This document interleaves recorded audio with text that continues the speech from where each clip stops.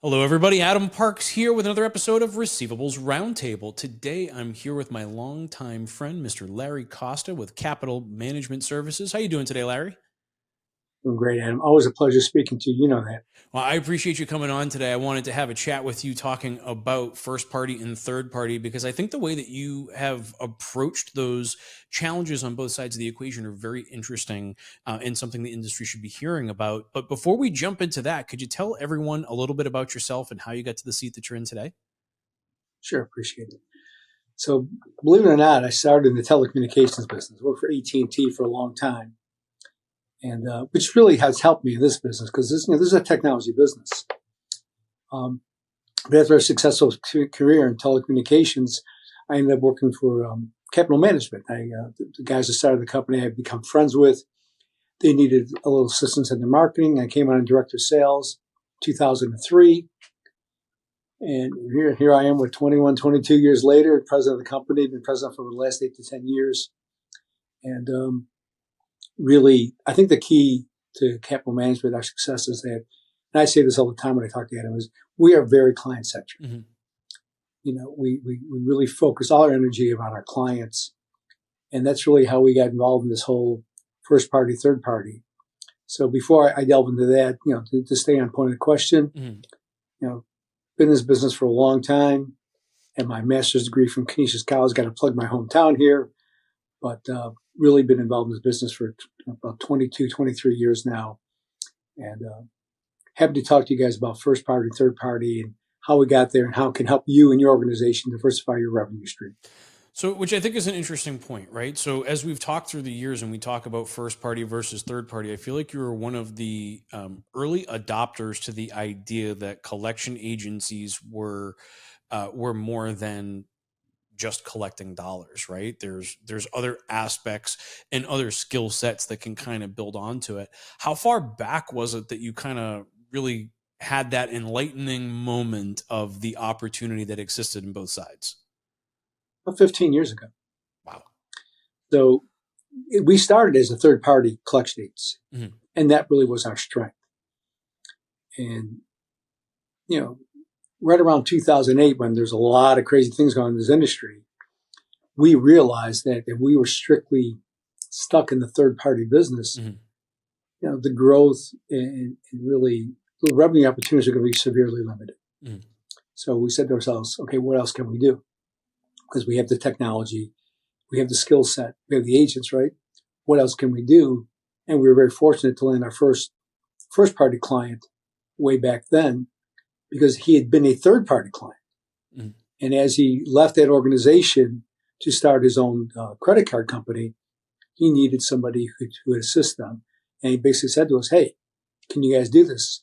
And of course we said, why not? Sure. And that's how we delved into the first party space with this client. And we've been with this client, as I said, for over 15 years. So now that you've got like a business in both areas, what would you say is like that big difference between those two sides of the world? You know, talk to me a little bit about how you view the comparisons and contrasts between the first and third party worlds. Yeah. So let's talk about first party pre-charged off collections. Okay. And then we'll talk about other things you can do in first party. But again, for our audience here, it's on collection. So there's really, I call it 2.5 stages of first party collections. One is I call it fully integrated. So you're on the issuer system of record. You're on their dialer, their strategy, and you're also in their queue. So what does that mean they're in their queue? That means your agents are in the same queue as the bank's agents and other agencies' agents. So everybody's in the same queue. Mm-hmm. So it's truly an apples to apples comparison. The bank dictates the strategy. They set up all the dialing, all the scripting, everything's done. You are really an extension of that organization's recovery department. That's fully integrated first party collections, and we do that with several organizations. It's a desk fee. You get paid so much per productive hour. And in this scenario, there's very little variable compensation available. Mm. It's very much, desk fee, this is what you get. There's expectations. We'll talk about those expectations later, but let's just talk about the different forms of first-party collections. Second is what I call partially integrated. So you'll be on the bank's system of record, but they'll send you a dialer file. So here's the accounts that are eligible to be dialed. And you'll have your own dialing platform, and pretty much it's going to be your strategy. And we do that for other organizations as well. Mm-hmm. Here's the dialer file. Knock yourself out, right? Mm-hmm. But again, we have to come up with a strategy. And then the third form, I call the half form, there is pre-charge off collections where you're on your own system, your own dialer, your own strategy. But it's pre-charge off. It's kind of like a hybrid. You're really a third party, mm-hmm. but it's in that same mode. Like you're doing pre-charge off collections, buckets 1 through charge off. And again, that's, you're doing everything there. Now, within the first party world, different issues have different expectations. There's different KPIs, right? Mm-hmm. But the most important key performance indicator in all first party arrangements is quality, and of course, compliance. Mm-hmm. You're representing that brand. These organizations spend tons of money promoting their brand, representing that brand. You have to stick to highest possible quality and compliance adherence. Then there's other KPIs. They want this talk time, wrap time, average speed of answer. That's standard in the industry. Mm-hmm. And it's going to vary issue to issue. But the big thing is, what do they want their portfolio? Some organizations want you to get the consumer current. Some people want you to roll them back. Some people want you to liquidate the portfolio. Mm-hmm. But all these have to be discussed prior to the engagement. So to kind of sum it all up, first party, either you're a member of their team, mm-hmm. you're kind of a member of their team, or you're on your own. Mm-hmm. But it's basically designed, it's in the pre-charge off world to prevent charge off. Everything is designed to prevent charge off. And the compensation that you should be aware of, when you go hire agents, there isn't a lot of variable compensation in first party collections. Mm-hmm. It's mostly a desk fee. Some organizations will give you a bonus. They'll bonus the collectors based on certain KPIs, or there may be a bonus for hitting certain liquidation goals. But it's mostly a fixed compensation model. Mm-hmm. But it's predictable. Yeah. So they say, we need 15,000 hours this month. And whatever your rate you're charging is, you got a pretty good idea, right? Mm-hmm. What your revenue is going to be before the month even starts. So it gives you that predictability, stabilization of your revenue. It also gets them the capability to leverage your hiring marketplace, right? So many of these organizations are struggling, right? From a first party perspective, the banks are struggling to get butts in seats in order to staff these customer service calls. And by being an extension or having you as an extension of their business, they're putting themselves in a position where they can expand their hiring pool potentially exponentially, right? Based on where they may have facilities or not have facilities. Right. And if you price it properly, you can make it revenue neutral for a bank. Yeah. The banks are probably paying agents $23, $24, $25 an hour. So you take all those components into consideration. Then there's obviously attrition, there's training, there's vacation, there's equipment costs, there's rent, utilities. If you do your modeling correctly, you can price it so it's revenue neutral to the bank and yet profitable to you. Mm-hmm. So that's really the key when you do your pricing, is to make it as close as you can revenue neutral to the bank. Makes sense. So I know one of the things that we've talked about in the past is kind of separating the worlds too, right? Where you're providing that service on either side. Sometimes it's important to maintain some separation. Can you talk to us a little bit about kind of what that means? We have to do it in separate facilities. Okay. So we have 3 sites in Buffalo, New York. One is our third-party site, and the other 2 are first-party sites. It's, because of the variable compensation in third-party, because agents can make a lot more money in terms of bonus for achieving certain objectives, it tends to be, and first-party agents don't do that. Mm-hmm. You really go on to kind of separate them out. And you want to put first-party agents in a little different environment, because the first-party world is a lot more like customer service. So, the cubicles are a little bit bigger. It's more of a, relaxed atmosphere. It's just a different approach to take. Okay. That we found very, very, very important. But getting back to first party, you can do other things other than collections in first party. Okay. There's customer service. We do a lot of customer service work. We do after-hour support for banks. So again, by having the skill set, it allows you to, what this really does for you as a collection agency is when you go to your banking clients, hey, I can do more for you. We already have a relationship. I'm already vendor approved. Let me, give me your after hours calls. Mm-hmm. Give me your customer service calls. Give me the calls that you don't want. You want your highly skilled people addressing other concerns. Mm-hmm. Give us the stuff that you don't want your agents doing.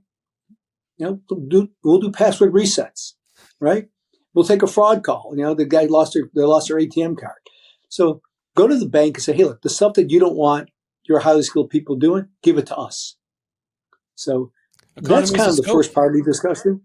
Yeah, look, it's economies of scope. It's the same reason McDonald's started selling breakfast, right? You already got a restaurant. You already got a kitchen. Right. Like, why am I not serving at other hours? It makes a lot of sense when you think about it from that perspective, because if you can take that kind of unwanted, or lower level work from the bank and allow their agents to focus on those more complex situations, that's got to be a better way for them to allocate the resources that they can actually hire right now.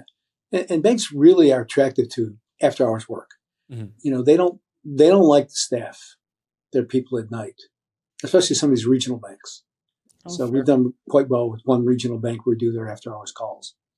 So another thing that you have to do when you're doing first party work, let's talk a little bit about technology. Mm-hmm.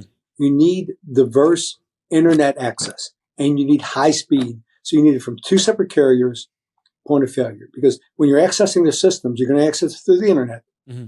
Okay. You've got to have highly reliable equipment and you got to have diverse suppliers. You lose your internet connection.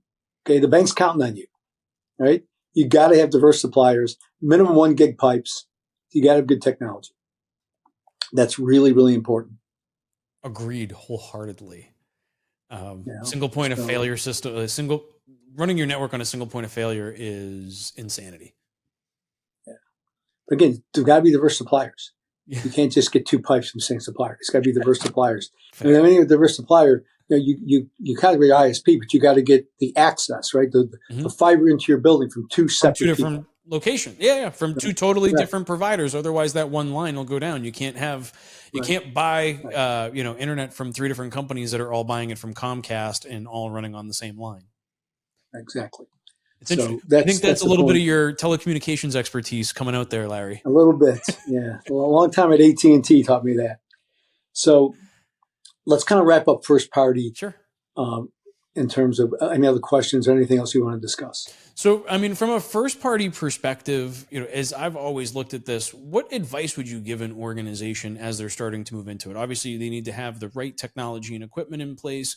They're going to have to, are there additional skill sets? How different is the training between those 2 worlds, right? One's kind of a little bit more, I'm going to say aggressive. The other one is a little bit more laid back or customer service focused. Or do you find that there are some things that are being cross-trained as well?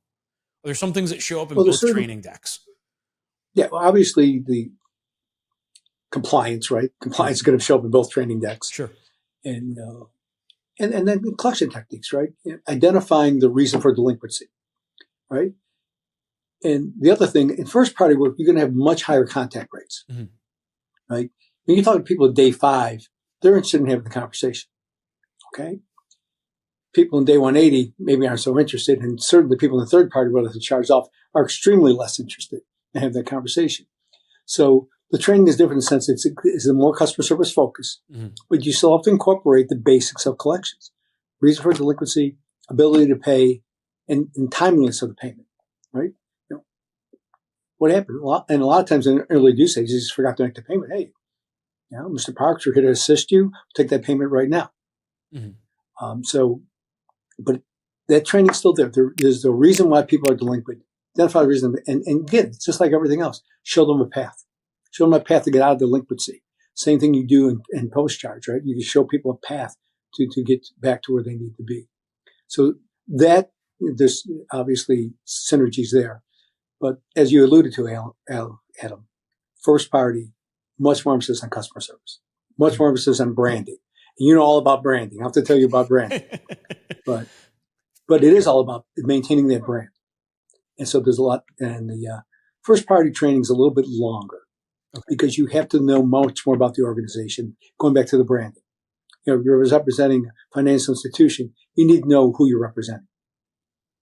It makes a lot of And the sense. training is typically provided by that financial institution, and then you'll put your own spin on it. Okay. But at the end of the day, the training is provided by the financial institution, I would think especially that the you'd want brand. to control the brand story as much as possible and how that is being told and ultimately how it's represented, whether it be through tone, inflection, or other, Absolutely. vocal methods.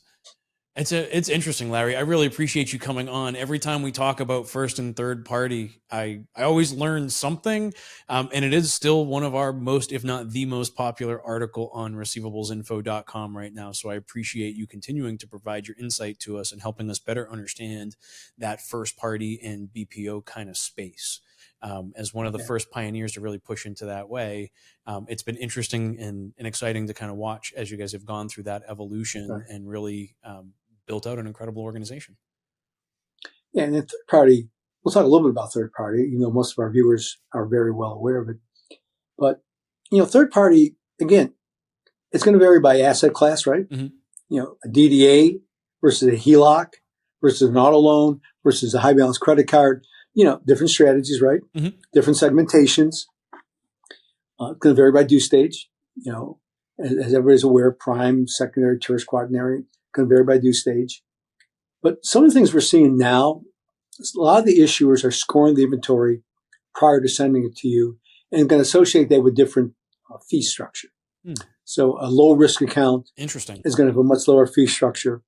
Medium risk account be a little higher. High risk accounts can be a higher fee structure, but they're delivering you the inventory already scored.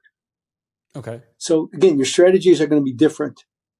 And everybody's well aware in third party now, digital is really becoming very, very prevalent, very important. Mm-hmm. You got to give the people the ability to self-serve. You got to deploy texting. You got to deploy email.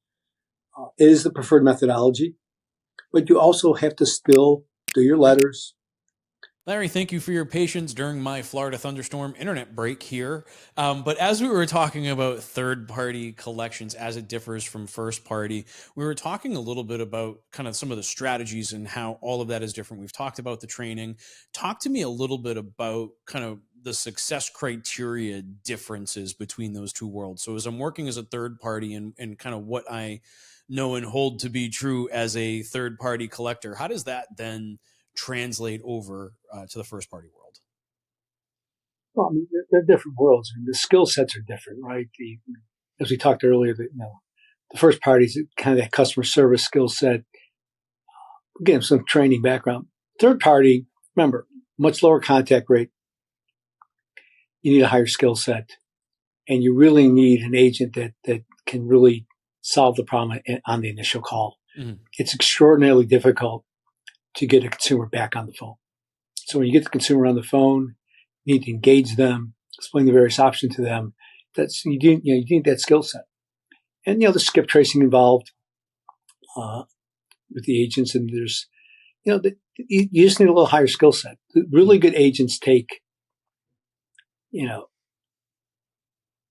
a non-experienced agent is going to take you at least a year for they're highly productive. Mm-hmm.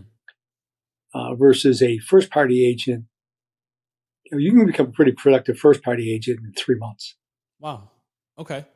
I mean, I guess it is just a very I mean, different first-party is highly scripted. Yeah. It's a highly scripted environment. But skip And it's tracing is an art specialized. form, right? Like it's a craft. Skip So tracing is an art it takes form, time and to learn. a lot of it's automated now too. There's technologies out there to give you the best phone number when the person's available and Mm-hmm. best email address. But it does take that skill set again, because remember, maybe your RPC rate, your right party contact rate, depending on the due states, could be less than 3-4%. So if you're making 100 phone calls, you can talk to 3 or 4 people. So you got to take full advantage of those opportunities, and that's the difference. Versus the first party person, especially on the inbound line, you're getting a lot of contacts. Mm-hmm. You're taking a lot of phone calls.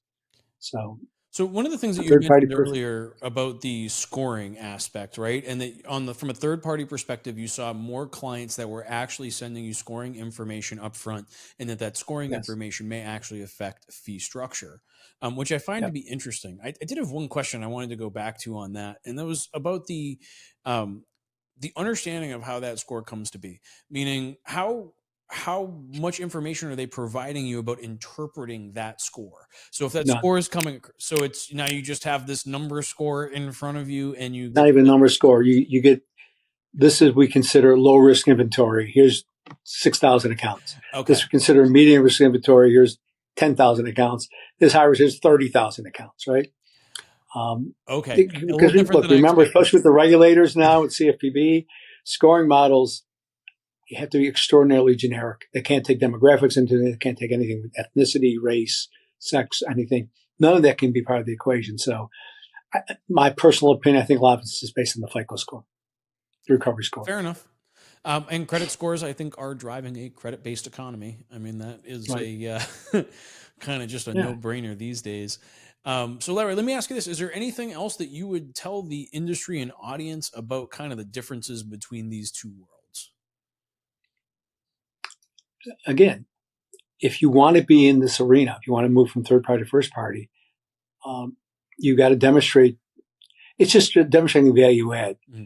It's very difficult to go out and solicit a new client in the first party world without any experience. Mm-hmm. So my recommendation is go to your existing client base. Say, hey, let's help you in customer service. Let's help you in first party collections. Let's help you in after hour calls. Get in with your existing client base, get the experience, and then you can move out to the other worlds. And that's really the key, because to just do an RFP, answer an RFP for a major issuer without any first party experience, you're disqualified automatically. Yeah. So go to your existing clients and grow with your existing clients. It's a lot more economical anyways. Makes a lot of sense. I think those are words to the wise here across the receivables management industry. Well, Larry, I want to thank you for coming on and having another chat with me. I learned so much from each one of our discussions. Oh, I always enjoy talking to you, and it's always a pleasure. And again, I can't thank you enough for everything you've done for our organization. We're very grateful to have you as part of the CMS organization and assisting us in our website. We're proud to be assisting. For those of you that are watching, if you have additional questions you'd like to ask Larry or myself, you can leave those in the comments on LinkedIn and YouTube, and we'll be responding to those. If you have additional topics you'd like to see us discuss, including more information about first party, you can leave those in the comments below as well. And we'd be happy. I bet you I can get Larry to come back at least one more time to help me continue to create great content for a great industry. But until next time, everyone, we really appreciate you. Thank you so much. We'll see you again soon. Always a pleasure, guys. Take care, Adam. Always a pleasure. Thanks. Have a great day. Bye-bye.